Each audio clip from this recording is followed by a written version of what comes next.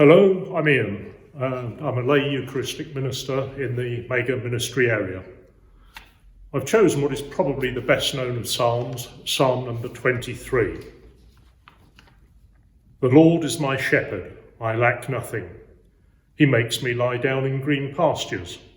He leads me beside quiet waters. He refreshes my soul. He guides me along the right paths for his name's sake. Even though I walk through the darkest valley, I will fear no evil. For you are with me, your rod and your staff, they comfort me. You prepare a table before me in the presence of mine enemies. You anoint my head with oil, my cup overflows.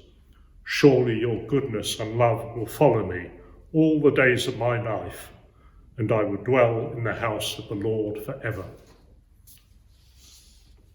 I don't know about you, but I think that especially at this unprecedented time, this psalm has a very warm, comforting feeling.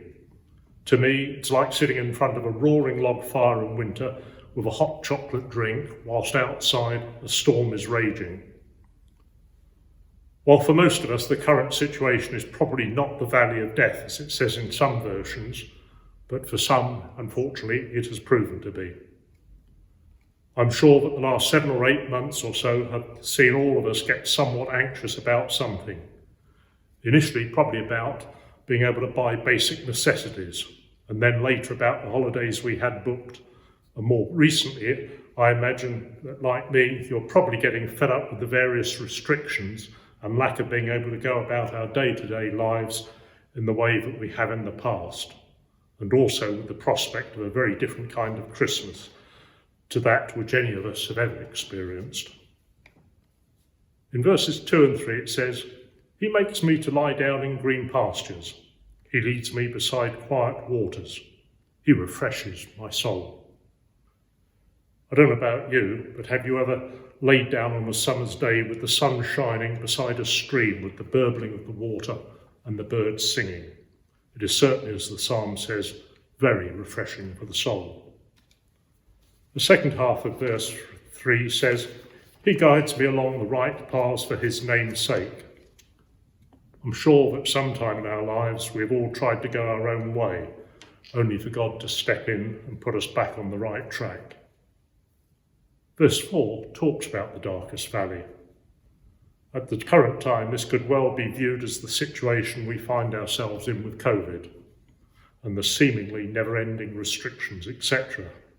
But we should fear no evil, because God is with each and every one of us to guide and comfort us in this most difficult of times.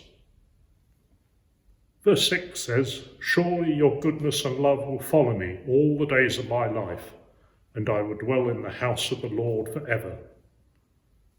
This is something that we all, and especially as Christians, need to hang on to now, perhaps more than ever. How often do we look at the negative side of things instead of looking at the positive? We all need to give thanks for the many things that we have been blessed with. As verse 5 says, You prepare a table before me in the presence of mine enemies. You anoint my head with oil, my cup overflows. We're all blessed in numerous ways, so let's be thankful for what we have and also remember and pray for those who are less fortunate than ourselves. Amen.